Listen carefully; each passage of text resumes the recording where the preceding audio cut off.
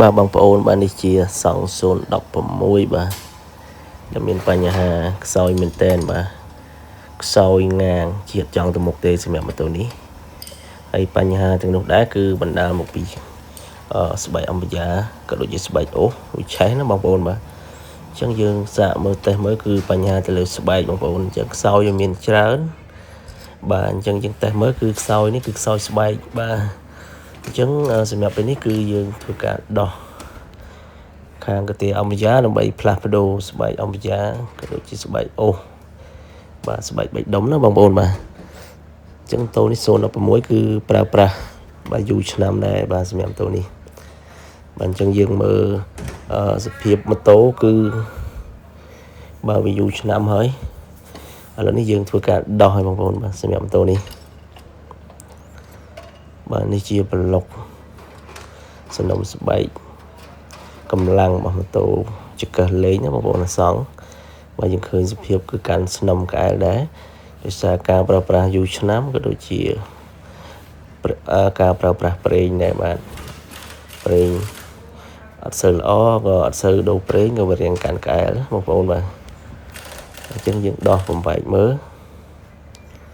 សំណុំស្បែករបស់វាបាទសម្រាប់ការដោះដូរស្បែកនេះមានបងប្អូនសួរច្រើនដែរទាក់ទងនឹងត្រឡោកបងប្អូនបាទនេះស្បែករបស់វាបងប្អូនបាទអញ្ចឹងស្បែកវាឆេះឡើងខ្មៅបាទអញ្ចឹងឆេះខ្មៅចេះធ្វើឲ្យម៉ូតូយើងងាងខ្សោយមែនតើបាទហើយបញ្ហាឆេះស្បែកនេះវាមានច្រើនទៀតការប្រើប្រាស់ហើយមួយទៀតខូចតាមអាយុកាលអញ្ចឹងណាបាទអញ្ចឹងត្រឡោកនេះគឺ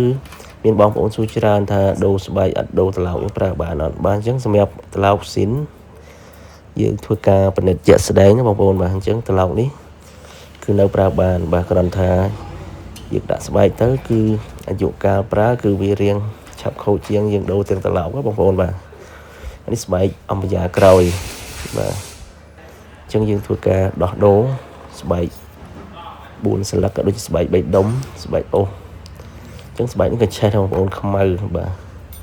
អញ្ចឹងធ្វើឲ្យម៉ូតូហ្នឹងគឺប្រឹងមែនតែនជីបាទសាំងក៏ស៊ីងាងក៏ងាងដែរបងប្អូនបាទ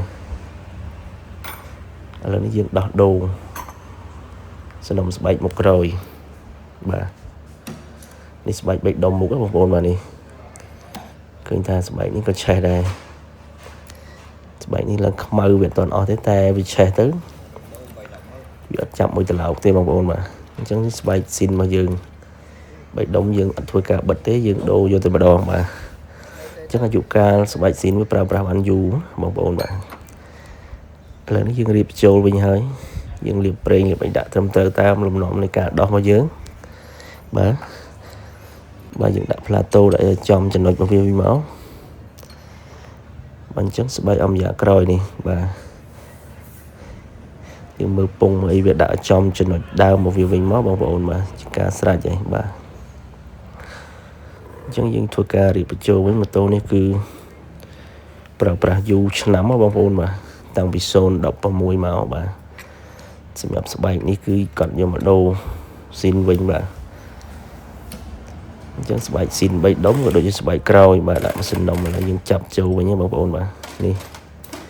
បាទអញ្ចឹងយើងអាចធ្វើការផ្លាស់ប្ដូរទាំងត្រឡោកទេបងប្អូនដូរទៅស្បែកក៏បានដែរបាទគ្រាន់តែដូចយើងនិយាយអញ្ចឹងការប្រើប្រាស់វាអាយុកាលរៀងខ្លីយើងដូរទាំងត្រឡោកបងប្អូនបាទបាទឥឡូវយើងចាប់ចូលវិញរួចរាល់បងប្អូនតោះនេះបាទអរគុណច្រើនអ្នកនរគ្នាបងប្អូនបាទ